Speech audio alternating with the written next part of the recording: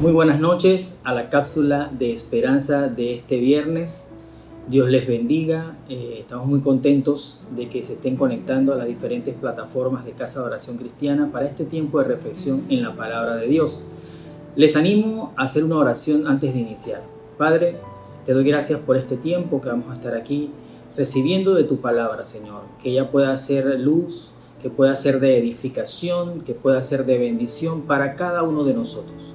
En el nombre de Jesús, amén. Estamos viviendo algo de tiempos inciertos. Hoy en día ya tenemos algunas luces de qué pueden suceder en el futuro, pero todavía estamos caminando hasta cierto punto con cierto nivel de incertidumbre. Es una de las cosas que ha caracterizado estos últimos meses. Y esta noche me gustaría que habláramos un poco sobre cómo caminar en tiempos inciertos. Nosotros los creyentes creemos que Dios tiene el control de todas las cosas. Los que tenemos una fe en Dios, creemos que Dios tiene control de cada detalle de nuestras vidas. Pero a veces nuestra vida, en nuestra humanidad, podemos perder ese norte, esa dirección. Y por eso en esta noche me gustaría que habláramos sobre 3 principios clave e importantes para poder nosotros caminar, aunque no estemos seguros del futuro, aunque veamos que las cosas se vuelven un poco confusas, donde la incertidumbre puede tomar fuerza. En medio de eso, nosotros los creyentes podamos estar bien guiados por parte del Señor y tomando todas las previsiones, ¿verdad? Siendo prudentes también, pero seguros de que Dios nos está guiando en todo momento. Entonces, estos 3 principios los quiero ilustrar con algunos pasajes de la Biblia. Y el primer principio es el siguiente: debemos consultar a Dios. Ese es el primer principio. Nosotros acostumbramos a hacer las cosas a veces de nuestra forma de pensar, nuestra inteligencia, nuestra sabiduría, nuestro conocimiento. Pero antes de tomar algunas decisiones, algunos proyectos, algunas ideas que pueden ayudarnos, de verdad, que son para bien, ¿verdad? Estamos interesados en salir adelante con algunas cosas en medio de este tiempo tan incierto. Pero en medio de eso, no podemos menoscabar o dejar a un lado que Dios es el que realmente debe guiarnos en el proceso. Nosotros debemos darle el espacio a Dios para que Él nos hable, para que Él nos indique, para que Él nos muestre cuál es la mejor decisión, cuál es la mejor ruta. Por eso el principio de consultar a Dios es fundamental. En el texto bíblico, en Proverbios 16:3, dice lo siguiente: encomienda a Jehová tus obras y tus pensamientos serán afirmados. ¿Y cómo yo encomiendo al Señor las obras? Acuérdense que tenemos un recurso, el recurso de la oración, la herramienta eficaz. Y esa herramienta está provista por Dios para que nosotros podamos hablar con Él, para que nosotros podamos conversar con Él. Y a través del Espíritu Santo podemos recibir esa dirección. Entonces, cuando la palabra de Dios dice encomienda a Jehová tus obras, es cuando tú le pones en la mano al Señor. Tú dices: Señor, esto que está aquí, esto lo pongo en tus manos para que seas tú el que tome control de eso, para que seas tú el que dirija este proceso. Y eso afirma nuestros pensamientos. Imagínense la seguridad de sentir que Dios está guiándonos, de que Dios está respaldando ese proceso o esas decisiones, porque hay una constante consulta hacia Él. Esa misma palabra también se refuerza en otro salmo, en el Salmo 37:5, muy conocido. Dice: encomienda a Jehová tu camino y confía en Él y Él hará. Mira cómo refuerza el salmista a través del Salmo 37 el concepto de que yo debo encomendar al Señor el camino de cada uno de nosotros. Hay un ejemplo en la Escritura, quisiera ilustrar con 2 ejemplos en la Escritura este proceso de consultar, este principio de consultar. En Josué 9, del 1 al 14, La Biblia nos narra una de las experiencias, diríamos, donde agarraron al pueblo de Israel con un poco descuidado. Tomaron a Josué tal vez un poco descuidado, y es porque en ese momento estaban en un proceso tal vez de mucha confianza.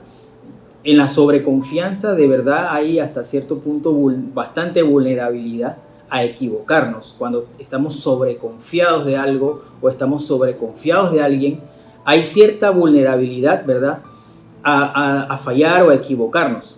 Y este fue el caso que se nos narra en Josué, capítulo 9, del 1 al 14, donde el pueblo de Gabaón, un pueblo que estaba en Canaán, ese pueblo era parte del proceso de conquista del pueblo de Israel. Ese pueblo tomó una decisión y una estrategia. Con mucha astucia armaron toda una coartada para hacerle creer a Josué y a todos los líderes de Israel que ellos venían de una tierra muy lejana. De hecho, el pueblo de Gabaón estaba bastante cerca de entre 32 y 40 kilómetros de distancia del campamento de Israel. Pero ellos se pusieron ropas viejas, zapatos viejos, tomaron odres dañados, bastante, diríamos, maltratados, y también llevaron pan seco y con moho. Entonces, con toda esta, diríamos, esta dramatización de su estado, de donde ellos venían, ellos fueron al pueblo de Israel, al campamento donde estaba Josué, y les dijeron que ellos venían de muy lejos, y dijeron y les explicaron que por la causa de que ellos habían escuchado las grandes cosas que Dios había hecho en contra de Faraón, en contra de algunos reyes que estaban al otro lado del Jordán, por eso ellos llegaron. Y cita el texto bíblico un punto clave en todo este proceso, porque Josué y los líderes de Israel vieron el vestido de ellos, vieron los calzados dañados, vieron los odres viejos, vieron también el pan mohoso, y dice el texto bíblico que algunos comieron de ese pan. Entonces, como para comprobar, y al final tomaron todos estos indicadores como una evidencia fehaciente de que estaban diciendo la verdad. Mire, hermano, mire, amigo, a veces nosotros no podemos dejarnos llevar por las cosas que vemos, por las cosas que nosotros percibimos en nuestra humanidad. Hay cosas que pueden parecer que están de todo correctas, pero puede ser que en el fondo no son muy viables, o nos pueden traer o acarrear pérdida. Lo cierto es que el texto bíblico no oculta qué fue lo que sucedió con Josué y los príncipes. Y en el versículo 14 de Josué 9 y versículo 15, el texto bíblico dice de la siguiente forma: entonces los israelitas revisaron el alimento de los gabaonitas, pero no consultaron al Señor. Revisaron el alimento, pero no consultaron al Señor. Hay un contraste aquí. Vieron lo humano, vieron lo material, la evidencia material que supuestamente diría que aseveraba o certificaba lo que ellos le decían, pero no consultaron al Señor. Cuán importante es consultar al Señor en estos momentos en que vamos a tomar decisiones que trascienden al tiempo, que trascienden a nuestra vida. Es en esos momentos en que nosotros tenemos no solamente evaluar lo que es material, lo que es humano, sino también debemos evaluar lo que tiene que ver con lo espiritual, que tiene que ver con lo eterno, con lo que trasciende. Y en este momento, dentro de los errores tácticos que comete Josué en lo largo de su trayectoria, que fue muy exitosa, que fue muy fructífera, uno de los errores que se deja grabado y a los príncipes de Israel es que ellos en ese momento de tomar una decisión no consultaron al Señor. Qué importante es consultar al Señor antes de tomar decisiones. Tal vez tú y yo estemos en una situación en que podamos ver que todo está perfecto, que todo está arreglado, y estamos por tomar una decisión, pero en nuestra propia sabiduría. tal vez utilizando el sentido común que Dios nos dejó, ¿verdad? Pero un hijo de Dios, una hija de Dios, una persona con fe, dentro de todo este proceso, debe incluir la pieza fundamental de consultar a Dios. Y en el versículo 15 dice: así que Josué hizo un tratado de paz con ellos y les garantizó seguridad. Y los líderes de la comunidad ratificaron el acuerdo mediante un juramento que los obligaba a cumplirlo. Si puede notar, el hecho de no haber consultado al Señor, por la forma en que se consultaba en ese tiempo, era buscando al sacerdote. El sacerdote traía unos artefactos, se llamaban Urim y Tumim, y a través de esos artefactos se consultaba la voluntad del Señor sobre ciertas cosas. Eso estaba claramente tipificado al momento de que Josué toma el liderazgo de Israel. Pero no hicieron así. Es más, hicieron un juramento solemne delante de Dios que les iban a brindar seguridad a ellos. 3 días después, Josué y los líderes de Israel se dan cuenta que ellos eran vecinos de ellos. A pocos kilómetros se encontraba su ciudad y otras 3 ciudades satélites de Gabaón. Y que todas esas personas vivían ahí muy cercanos y tenían conocimiento completo de todo lo que había sucedido con Jericó y con la ciudad de Ai. Al final, el pueblo de Israel tuvo que honrar el juramento y no pudieron conquistar esas ciudades porque en el momento que debieron haber consultado al Señor, no lo hicieron. En el momento que pudieron haber dicho: Señor, ¿qué hacemos con esto? Aunque parece todo muy claro, parece todo muy evidente, necesitamos que tú nos digas qué debemos hacer. Así es cuando nosotros estamos en situaciones de decisiones trascendentales también. ¿Qué debemos hacer? A veces no sabemos si vamos hacia la derecha, vamos a la izquierda, nos quedamos quietos. ¿Qué hacemos? Y es en ese momento en que nosotros debemos poner en práctica este principio de consultar a Dios. Al final, Josué los toma a ellos como servidores y hasta el tiempo del templo, el pueblo de Gabaón fueron servidores para los sacrificios de la casa del Señor. Pero hay otro ejemplo. Un ejemplo que me gustaría que viéramos está en 1 Samuel 30, del 1 al 8, y es el ejemplo de David. David, el rey David, se encuentra con sus soldados, con su ejército, y iba a pelear en una batalla junto a los filisteos en contra del rey Saúl. Resulta que los generales o los encargados del ejército filisteo le dicen al rey que David no vaya con ellos. Y David se le prohíbe ir a esa batalla. Él regresa a su campamento y cuando él llega al campamento ve que los amalecitas ya se habían llevado a las mujeres, a los niños, habían tomado botín de ese campamento y ya tenían cierta distancia. Imagínense todos estos hombres a los cuales se les llevaron a sus esposas, a sus hijos, sus siervos, y arrasaron los amalecitas con ese campamento. Estos hombres empezaron a llorar, empezaron a gritar, empezaron a tener una situación emocional muy tensa. Y obviamente David se sentía responsable como principal líder de ese grupo. Pero hay unas cosas importantes que hizo David, a contrario de lo que hizo Josué.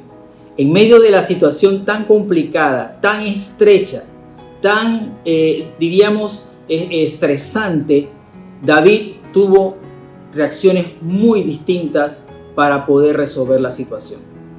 En 1 Samuel 30, el versículo 6, dice de la siguiente forma: David ahora se encontraba en gran peligro, porque todos sus hombres estaban muy resentidos por haber perdido a sus hijos e hijas y comenzaron a hablar acerca de apedrearlo. Pero David encontró fuerzas en el Señor, su Dios. Qué distinto a la forma y el nivel de presión, el nivel de estrés para David no era fácil. Pudo haber tomado algún tipo de reacción loca, alguna reacción que no iba a ser correcta. Y en ese momento hasta su vida estaba en peligro, porque se estaba levantando un ánimo en contra de él. Pero en ese instante, él se acordó de que allá arriba hay alguien que puede resolver las cosas.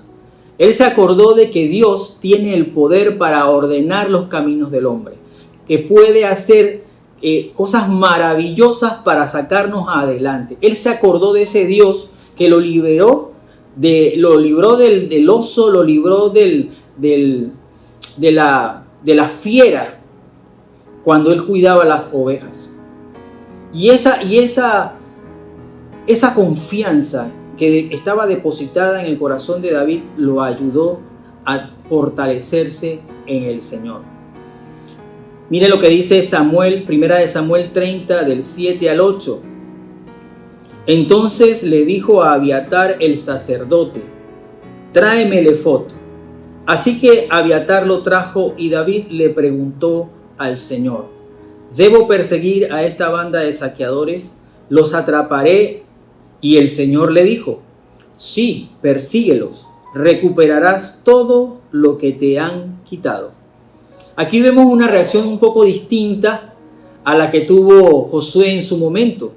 Pudo haber consultado al Señor a través de este mismo instrumento para que Dios le dijera: estos señores de Gabaón, ¿son o no son vecinos nuestros? ¿Son o no son de Canaán? Pero en ese momento Josué y los líderes no tuvieron esa consulta al Señor. En cambio, David en esta situación tan complicada, lo primero que hizo es afianzarse en la confianza en Dios y tratar de saber cuál era la voluntad de Dios en medio de esta situación tan difícil. Consultó al Señor y el Señor le respondió de inmediato. No se hizo esperar. Dios sabe cuándo, cómo y dónde responder a nuestras consultas, porque Él está por encima de todo. Su sabiduría y su inteligencia no la podemos medir ni la podemos encasillar. Y ahí vemos cómo David resuelve, y al final, de hecho, la historia sigue, busca a los amalecitas, rescata a las mujeres, a los hijos, rescata el botín y vuelve con todo a su campamento. Gracias a Dios, todos bien, todos salvos. Y en ese momento creo que el pueblo entendió que en el momento de crisis no podemos hablar de apedrear, no podemos hablar de sublevarnos, no podemos hablar de falta de sumisión, sino que debemos hablar de consultarle a Dios. Ese primer principio que nos ayuda a caminar en tiempos inciertos, ese principio es clave. Tratemos de no reaccionar rápidamente, tomar una decisión muy rápida, y principalmente en circunstancias que traen consecuencias para toda la vida. Debemos entender que Dios nos está guiando. Dios puede guiar rápido, Dios puede guiar lento, pero tenemos que estar aprestos y decirle: Señor, dime qué quieres que yo haga, qué debo hacer, por dónde debo ir. Consultar a Dios nunca va a ser una pérdida de tiempo, sino todo lo contrario. Eso va a agregar valor, va a agregar algo valioso al proceso de nuestra vida de crecimiento en la fe. Bien, el segundo principio que nos ayuda a caminar en tiempos inciertos es seguir sus indicaciones. Porque de nada vale que nosotros consultemos al Señor, le pidamos a Dios: Señor, por tu Espíritu Santo, guíame. ¿Cuál es la ruta? ¿Cuál es el camino? ¿Cuál es el sendero? Pero cuando Dios nos da la indicación, cuando Dios nos dice por dónde debemos ir, entonces nos rehusamos a seguir sus indicaciones. Y eso es, si hay algo clave que debemos hacer nosotros en este principio, es que cuando Dios nos da la respuesta a nuestra consulta, nosotros obedezcamos fielmente a sus indicaciones. En Job 36:26 dice de la siguiente forma: mira, Dios es más grande de lo que podemos comprender. Sus años no se pueden contar. Quiere decir esto que nosotros no siempre vamos a entender las indicaciones del Señor. No siempre vamos a poder colocar las indicaciones del Señor en un cuadrado y decir, bueno, esta es y por aquí, de ahí no se puede salir. Dios no puede ser encasillado. Dios no puede ser colocado en una caja. Dios es más grande. De hecho, su sabiduría está por encima de nuestra sabiduría. Inmensamente. Por eso Job, cuando lo dice, Dios es más grande de lo que podemos comprender. Tratar de comprender a Dios realmente es una actividad casi imposible. Para no decir 100% imposible. Sus años no se pueden contar porque a Él no lo controla el tiempo. Él está por encima del tiempo. Otro texto bíblico que habla de la grandeza de Dios es Romanos 11:33 y su sabiduría. Dice, qué grande es la riqueza, la sabiduría y el conocimiento de Dios. Cuando el apóstol habla esto, está tratando de hacernos ver que aunque nosotros no entendamos o aunque nosotros creamos o sintamos el deseo de conocerlo más, no lo vamos a poder conocer a plenitud. Dice, es realmente imposible para nosotros entender sus decisiones y sus caminos. No todos los caminos de Dios los vamos a poder entender. Por eso, cuando Él nos da indicaciones y cuando Él nos dice por aquí es la ruta, nosotros tenemos que tratar de pedirle a Dios que nos ayude a obedecerlo.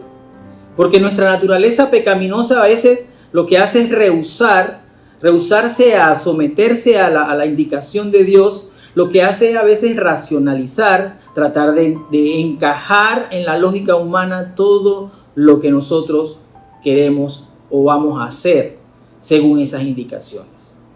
Hay un ejemplo en el texto bíblico que puede ilustrarnos un poco este principio de seguir las indicaciones de Dios, porque después que consulto, después que recibo la palabra, después que recibo la dirección del Espíritu de Dios, lo que me resta entonces es obedecer a esa indicación. Y eso está en Segunda de Reyes, capítulo 5, del 1 al 14. En ese pasaje vamos a conocer a un general sirio muy famoso que se llamaba Naamán. Naamán sufría de lepra y esa lepra obviamente lo agobiaba. Y llegó un momento en que una muchacha del pueblo de Israel que estaba como esclavo, como sierva allá en Damasco, le habló a la esposa de Naamán sobre un profeta que estaba en Israel. Este profeta era Eliseo y le dice que fuera a visitar al profeta. Naamán pide permiso a su rey, el rey le envía cartas y Naamán va con un séquito, con oro, con piedras preciosas, con vestidos, todo para tratar de agradecerle al profeta por la sanidad. Eso de antemano.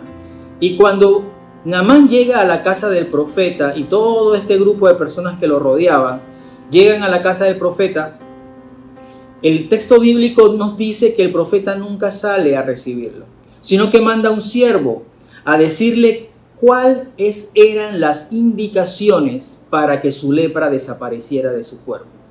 El profeta le dice, ve al Jordán y báñate 7 veces en él. Y en ese momento Naamán tiene una reacción reacciona contrariado, una reacción diríamos a la defensiva, empieza a hablar mal del proceso de recibimiento, de la actitud del profeta, empieza a refunfuñar. Y a veces Naamán se parece a algunos de nosotros cuando el Señor nos indica qué debemos hacer y empezamos ese pugilato en lo interno de nuestro corazón con Dios y empezamos a decirle, no Señor, por ahí no es la cosa, yo creo que tú estás equivocado. Lo que pasa es que eso no entra en mi lógica, eso no entraba en mis expectativas porque mis expectativas, Señor, eran otras.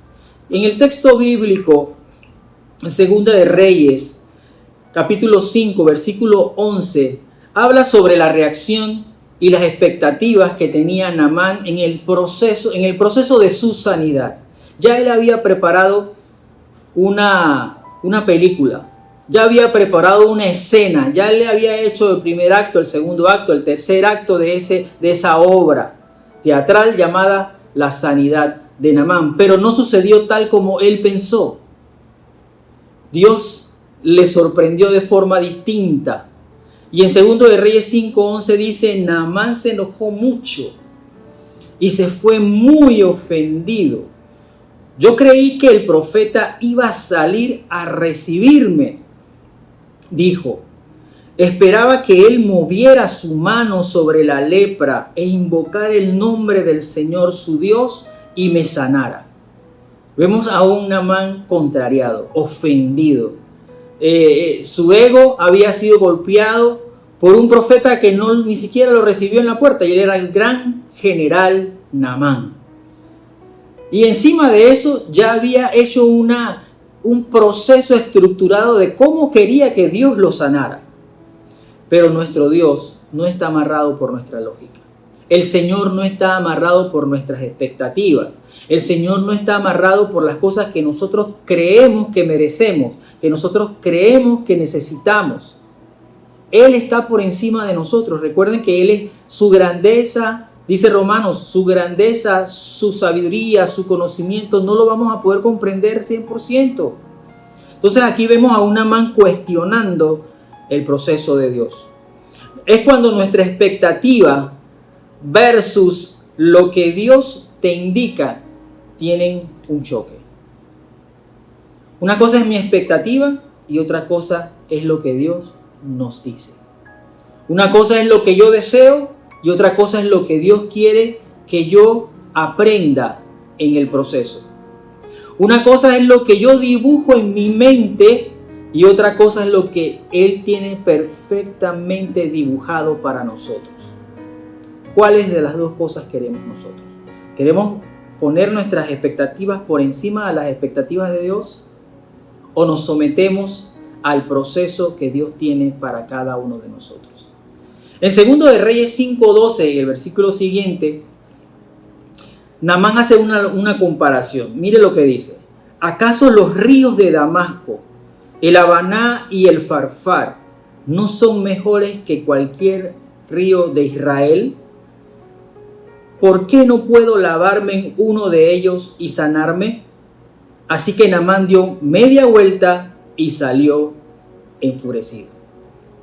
Ahí es donde nuestro plan y el plan de Dios chocan.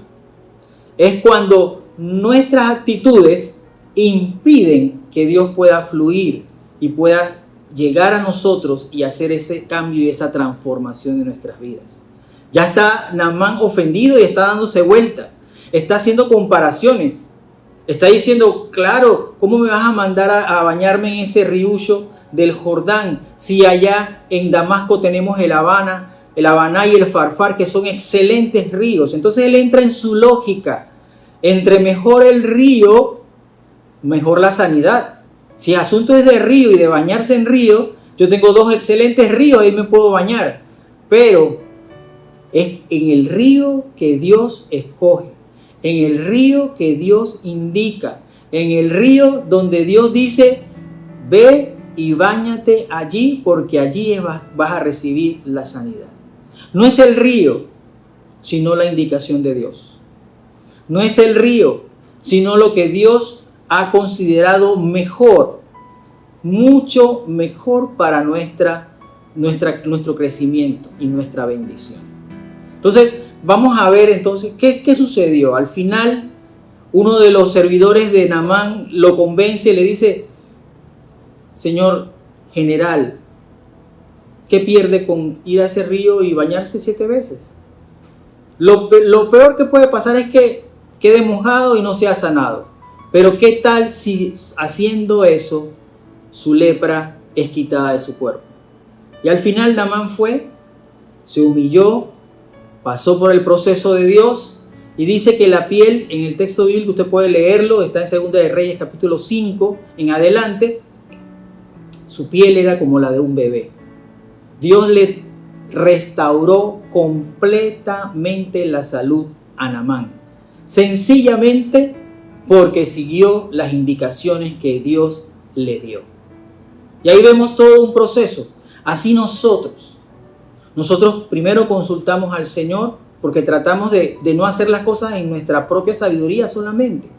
Claro, hay cosas que en el sentido común Dios nos permite resolver, pero usted y yo sabemos que hay cosas que van por encima de nosotros, donde nosotros no sabemos qué hacer, donde nosotros no sabemos qué tomar, qué decisión tomar, y ahí necesitamos urgentemente dirección de Dios. Siempre tengamos eso en cuenta, esa consulta al Señor, pero la consulta debe ir unida a una actitud de obediencia, a seguir las indicaciones que Dios nos da. En tercer lugar y en último lugar, después de consultar al Señor, después de seguir las indicaciones que Dios nos da, debemos confiar en Dios aunque las circunstancias no sean favorables. Porque Dios nos puede indicar, Dios nos puede podemos consultar, podemos indicar, pero cuando Dios nos indica, puede ser que en ese proceso de las indicaciones, de cumplir con eso, las condiciones a nuestro alrededor no sean lo suficientemente favorables según nosotros. Pero aún en medio de esa situación no favorable, nosotros debemos confiar en medio de esa situación no favorable. Confiar en un Dios que en medio de esa situación no favorable puede allanarla, puede protegernos, puede sustentarnos, puede respaldarnos, puede guiarnos en medio de circunstancias no favorables. En Isaías 26:4 dice lo siguiente: confiad en Jehová perpetuamente, porque en Jehová el Señor está la fortaleza de los siglos. Ahora le pregunto yo, si usted cree en Dios y Dios dice que en Él está la fortaleza de los siglos, es un Dios poderoso, ¿por qué nuestra confianza a veces se debilita? ¿Por qué en nuestra humanidad, si tenemos un Dios poderoso, porque en Él está la fortaleza de los siglos, según Isaías 26:4, nosotros a veces decaemos en nuestra confianza en Él? La invitación en esta noche es que todos nosotros, en medio aún de nuestras circunstancias no favorables, podamos estar conscientes de que si en Dios está la fortaleza de los siglos, Él es poderoso para mantenernos firmes y guardarnos del mal, para mantenernos firmes y sacarnos adelante. También en el Salmo 9:10 dice lo siguiente: en ti confiarán los que conocen tu nombre, por cuanto tú, oh Jehová, no desamparaste a los que te buscaron. Mire lo poderoso de ese texto. Conocer a Dios me ayuda a confiar en Él. Porque dice, en ti confiarán los que conocen tu nombre. Y cuando conocemos el nombre del Señor, estamos conociendo su carácter, estamos conociendo su poder, estamos conociendo cómo Él actúa, cómo Él opera en nuestras vidas. Eso de conocerlo, y lo conocemos ¿cómo? De muchas formas, teniendo comunión con Él y también leyendo la palabra de Dios. Esa combinación donde tenemos comunión con Él a través de la oración y a través de la lectura de la palabra de Dios, a través de esa comunión con Él, a través de esa conectividad o conexión con el Espíritu Santo, todo eso hace que yo pueda conocerlo más. Por eso no puedo detenerme en conocerle. Debo cada día conocerlo un poco más. Lo conocemos también a través de las circunstancias y vamos aprendiendo, porque Él nos va guiando. Él nos va ayudando a través del Espíritu Santo. Entonces, aquí dice que Él no va a desamparar a los que le buscan. Ahí está el concepto. Tengo comunión con Dios, busco al Señor y eso afirma mi confianza. Eso desarrolla mi fe hacia Él. Dios nos va a mantener en ese proceso de ir aprendiendo en confianza. Pero crezco en confianza a medida que lo conozco a Él. En este ejemplo que nos ayuda a entender el concepto de confianza, de confiar en Dios en medio aún de las circunstancias no favorables, está en 2 de Reyes 19, 14 al 19. Ahí vemos al rey Ezequías. Ezequías está en una situación complicadísima.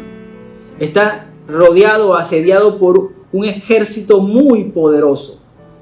Y en medio de ese asedio, porque eso era casi una sentencia de muerte, porque el ejército no era cualquier ejército, era una de las grandes potencias de ese tiempo, de esa época, rodeando la ciudad. Y Ezequías, el rey, a pesar de que tenía ejército, a pesar de que habían muros en la ciudad, a pesar de que podían resistir tal vez un tiempo el asedio y la invasión de estos reinos o de este reino, Ezequías hizo algo muy importante, reflejado en una oración. Lo primero que hizo Ezequías fue desplegar su angustia, su preocupación en el altar de Dios. En 2 de Reyes 19:14 dice lo siguiente: después de recibir la carta de mano de los mensajeros y de leerla, Ezequías subió al templo del Señor y desplegó la carta ante el Señor. ¿Ante quién estamos desplegando las cartas que nos están llegando?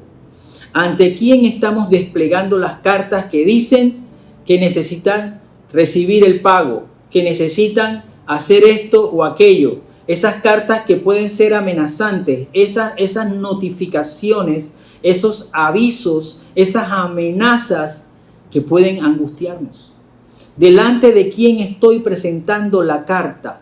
Dice que en ese texto de 2 de Reyes 19:14, Ezequías subió al templo. Y en ese momento subir al templo era ir a la presencia del Señor. Eso era lo que representaba ir al templo en esa época.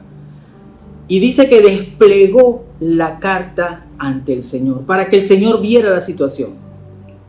Claro, ya Dios sabía, pero esa actitud, ¿qué denota? Esa actitud denota sumisión. Esa actitud denota que estoy rendido ante ti, Señor. Que solamente en ti está el poder para librarnos de esta situación. Eso es lo que hizo Ezequías.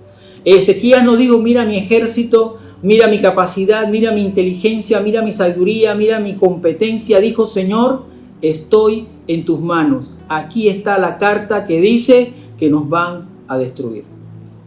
En 2 de Reyes 19:16 también dice, empieza Ezequías a orar y dice al Señor Ezequías: inclínate, oh Señor, y escucha, y abre tus ojos, oh Señor, y mira, escucha las palabras desafiantes de Sennacherib contra el Dios viviente. Él presenta lo limitado del enemigo comparado al gran Dios poderoso al que él sirve. Mira la carta de este desafiante. Mira la carta de esta situación desafiante. Mira la carta que dice y este aviso que está amenazándonos. Que es obvio, más poderoso que nosotros, pero no es más poderoso que tú, Señor. Y esa confianza que Ezequías expresa a través de esta oración es un ejemplo para nosotros, para nuestras oraciones. En nuestras oraciones nosotros debemos entregar, rendir y presentar nuestra confianza de todo corazón. Ahí vemos a Ezequías comparando a Sennacherib, un gran líder asirio, comparándola contra un Dios todopoderoso, contra nuestro Dios todopoderoso. Y en 2 de Reyes 19:19, más adelante, cierra Ezequías la oración de esta forma: ahora, oh Señor nuestro Dios, rescátanos de su poder. Así todos los reinos de la tierra sabrán que solo tú, oh Señor, eres Dios. Y con esa frase me gustaría terminar este tiempo de esta reflexión. Que ellos sepan, que los reinos de la tierra sepan, que todo mundo sepa que solo tú eres Dios, que solo tú eres el Señor, que solo tú tienes control absoluto de nuestras vidas y de nuestros destinos, que solo tú puedes tomar una decisión para bien o para mal sobre nosotros, porque tú eres el Señor. Y esa declaración de confianza, y le recomiendo que pudiera leer todo el capítulo de Segunda de Reyes 19 para profundizar en este punto. Esa oración habla de una persona que puso en Dios su entera confianza. Y el Señor respondió, y el Señor le dio seguridad, le dio consuelo, le dio fortaleza en su espíritu para seguir adelante. Y los libró del ataque y los libró de su poderoso enemigo. Así el Señor actúa en nosotros. En medio de la circunstancia, en medio del momento de quebrantamiento, el momento en que vemos que no hay salida, de que no hay luz, de que tal vez no hay esperanza, en Él está nuestra esperanza. Por eso vamos al templo, que es la presencia de Dios. Por eso Ezequías fue al templo.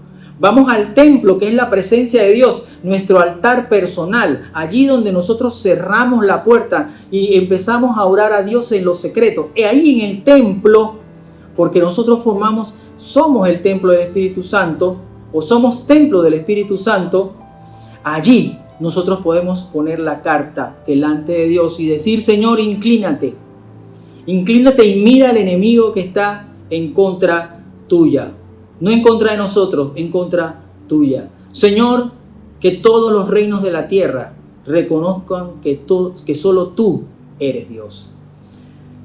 Bien, me gustaría que hiciéramos una oración para terminar, para cerrar.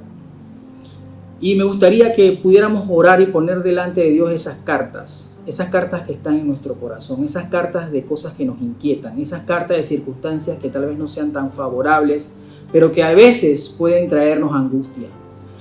Podamos orar también a Dios para que nos ayude a no confiar solamente en nuestra sabiduría y en nuestra fuerza, sino que también podamos tomar un tiempo para consultarle, para decirle: Señor, ¿qué tú opinas de esto? Señor, dirígeme en lo otro.